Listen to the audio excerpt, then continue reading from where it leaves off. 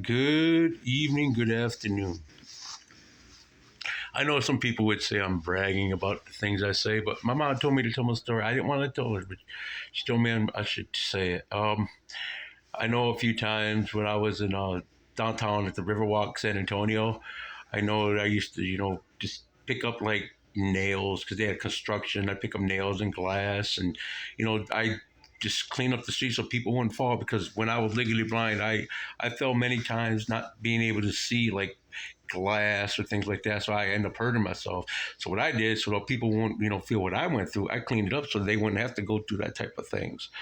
But what I did is, I don't know, a few times. I remember one time I was at it was like midnight, and I was at Whataburger, and there was a lot of homeless people there, like younger generation. And it's just a shame, but the government allows that shit, and they still try to collect money from us. That's the next people, the voting people, But I showed them that there were people out there that did care about them. I know a lot of them didn't understand, but I was out there, they rode scooters and skateboards. I would move things out of the way because in their path so that they won't trip and get hurt. That way they wouldn't have to go to the hospital. They wouldn't have to, taxes wouldn't have to be raised. So people are helping home.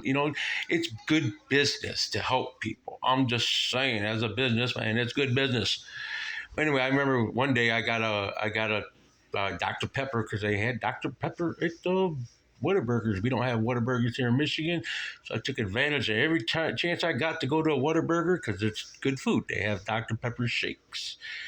But anyway, I was sitting at a bus stop one time getting ready to sleep, and I noticed there was a lady. I don't even know. She was the next bus stop away, and I could see her, and I know that there was a.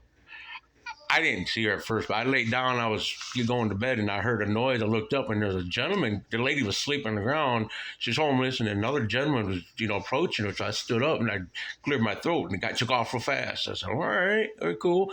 So I didn't pay attention. I just kept looking, make sure she was good, and I sat down again. And sure enough, another guy tried to do it, and I sat up, did the same thing. I said, well, what's going on here?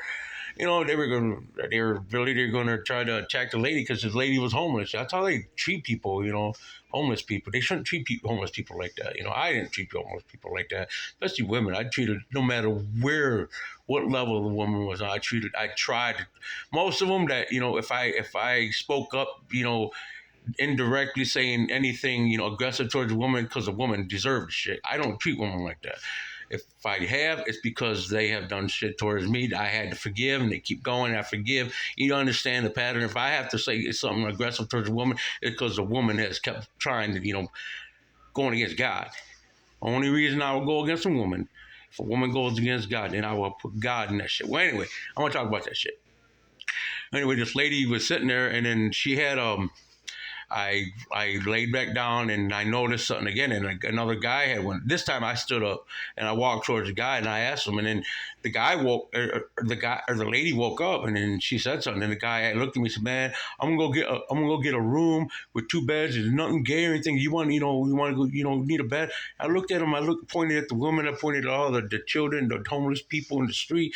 I said, "I can't honestly accept the bed. Knowing all these people are sitting on the street." I said, "No." I turned it down, and then the guy took off, and the lady said, "Man, the guy had tried to rape the lady before." And I said, "Yeah." I told her, "Well, I'm there now. At least one day I will protect her."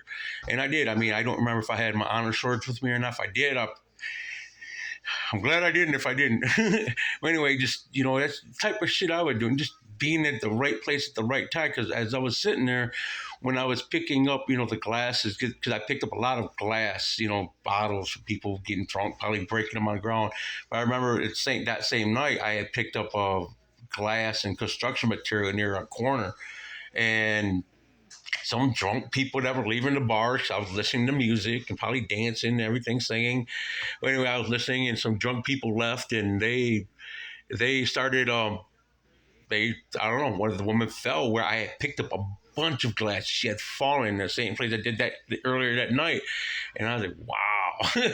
Well, just keeping people safe, because I understand I've fallen, done that.